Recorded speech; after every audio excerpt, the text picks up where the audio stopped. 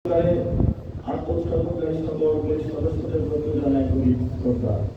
প্রিয় প্রশিক্ষণার্থীবৃন্দ, মহান মুক্তিযুদ্ধে প্রথম স্বতন্ত্র প্রতিরোধ থেকে শুরু করে দেশের যে কোনো ক্রান্তিকালে বাংলাদেশ পুলিশের প্রত্যক্ষ অবদান সর্বজন স্বীকৃত।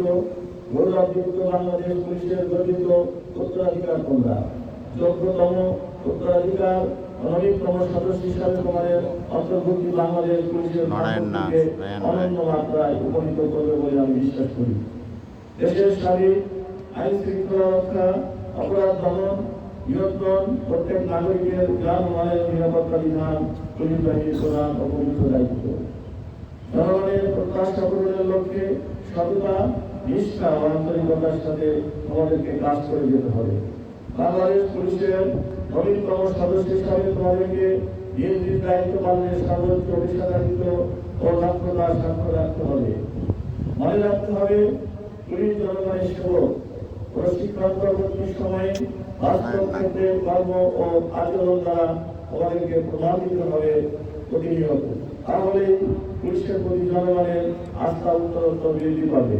সকল প্রকার ভয়ভীতি, অনুরাগ, অনুকম্পা, প্রলোভনের ঊর্ধ্বে থেকে তোমাদেরকে কাজ করে যেতে হবে। বিশেষ করে মাঠ পর্যায়ে দায়িত্বশীল অফিসার হিসাবে বাংলাদেশ পুলিশের যোগ্য প্রতিনিধি হিসাবে সর্বোচ্চ স্বচ্ছতা, কর্তব্যনিষ্ঠা, পেশাদারিত্বের সাথে নিজ নিজ দায়িত্ব পালনে সচেষ্ট হতে হবে।